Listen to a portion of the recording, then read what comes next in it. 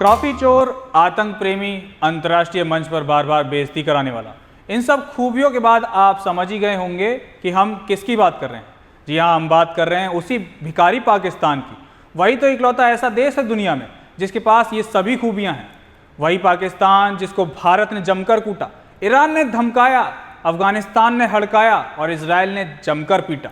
मतलब आतंकिस्तान की किस्मत में ही पिटना लिखा है। तो वहीं अब एक और खबर सामने आ रही है, लेकिन इस बार वो किसी भारी से नहीं बल्कि खुद के लोगों से पिट रहा है।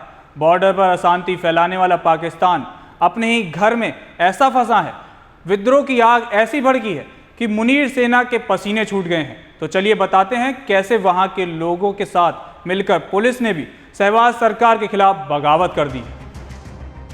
एशिया कप में क्रिकेट के मैदान पर मुंह खाने के बाद पाकिस्तान की एक और जगह फील्डिंग सेट होने वाली है।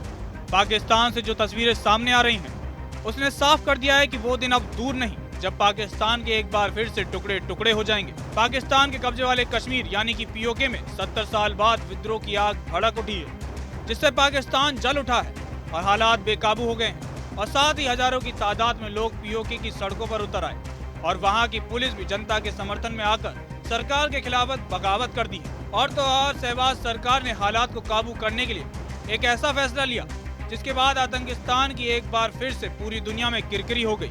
दरअसल अवामी एक्शन कमेटी यानी कि AAC ने सोमवार 29 सितंबर को इस पूरे कब्जे वाले क्षेत्र में व्यापक विरोध प्रदर्शन शुरू करने की तैयारी कर ली।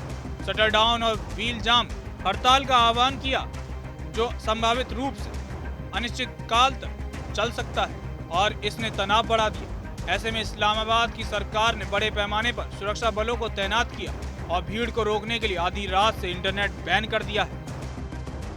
हक मांग रहे पीओके के लोग। अवामी एक्शन कमेटी एक नागरिक समाज की संगठन है जिसने हाल के महीनों में लोकप्रियता हासिल की है। इस संगठन ने दशकों के राजनीतिक हाशिए और आर्थिक उपेक्षा का हवाला देते हुए अपने बैनर तले हजारों लोगों को एकजुट किया है। समूह का 38 सूत्रीय चार्टर संरचनात्मक सुधारों की मांग करता है, जिसमें पाकिस्तान में रहने वाले कश्मीरी शरणार्थियों के लिए आरक्षित पीओके विधानसभा में 12 विधायी सीटों को समाप्त करना भी शामिल।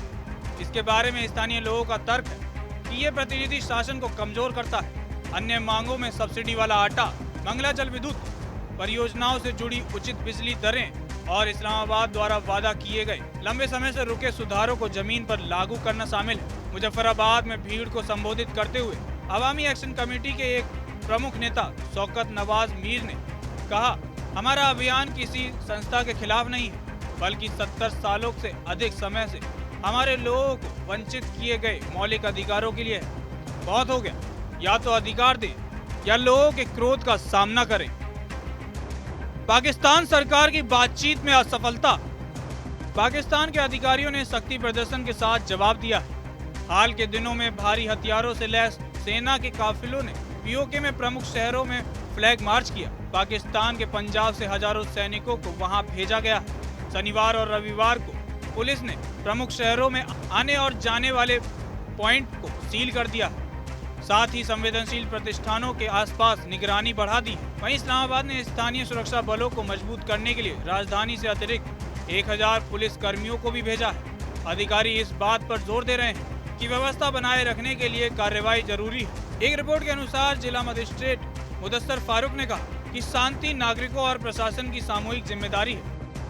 प्रशासन की तरफ से ये भारी तैनाती अवामी एक्शन कमेटी के वार्ताकारों, पीओके प्रशासन और संघीय मंत्रियों के बीच मैराथन वार्ता के नाटकीय रूप से टूटने के बाद 13 घंटे की बैठक के बाद बातचीत तब विफल हो गई जब कमेटी ने कुलीन विशेष अधिकारों और शरणार्थी विधानसभा सीटों को खत्म करने पर समझौता करने से इनकार कर दिया। मीर ने बंद को आगे बढ़ाने की कसम खाते हुए घोषणा की बातचीत अधूरी और अनिर्णायक थी। आपको याद होगा कि भारत के रक्षा मंत्री राजनाथ सिंह पहले ही पीओके को लेकर ये कह चुके हैं कि पीओके अपने आप आएगा। ये बात उन्होंने तब कही थी जब राजनाथ सिंह मोरक्को के 2 दिवसीय दौरे पर थे। इस यात्रा को भारत और मोरक्को के बीच रक्षा सहयोग को मजबूत करने की दिशा में अहम कदम माना गया। रक्षा मंत्री राजनाथ सिंह ने यहाँ पर भारतीय समुदाय के लोगों के साथ बातचीत की और पीओके को लेकर बड़ा बयान दिया। 5 साल पहले एक बार इंडियन आर्मी को कश्मीर वैली में मैं संबोधित कर रहा था एक कार्यक्रम को। उस समय ही मैंने कहा था कि पीओके को आक्रमण करके हड़पने की जरूरत नहीं पड़ेगी। तो हमारा पड़ोसी है ही, वो हमारा है ही पीओके। और पीओके के लोग स्वयं ये कहेंगे कि मैं भी भारत हूं, और वह दिन आने वाला है। गौरतलब है कि पीओके में पुलिस की हड़ताल के बाद कानून व्यवस्था उथल पुथल हो गई। पुलिस कर्मियों की मांगे पूरी ना होने पर पूरे पीओके में बंद की घोषणा कर दी गई। पीओके पुलिस ने सहवाग सरकार के सामने 11 मांगे रखी थी, जिसमें वेतन बढ़ाने से लेकर जोखिम भत्ता शामिल है। लेकिन पाक सरकार ने इन मांगों को खारिज कर दिया, जिससे पुलिस कर्मियों का गुस्सा जमकर फूटा और वो सड़कों पर उतर आए। ऐसे में पाकिस्तान इस आंदोलन को कुचलने के लिए अपनी कायर फौज का इस्तेमाल कर रहा है।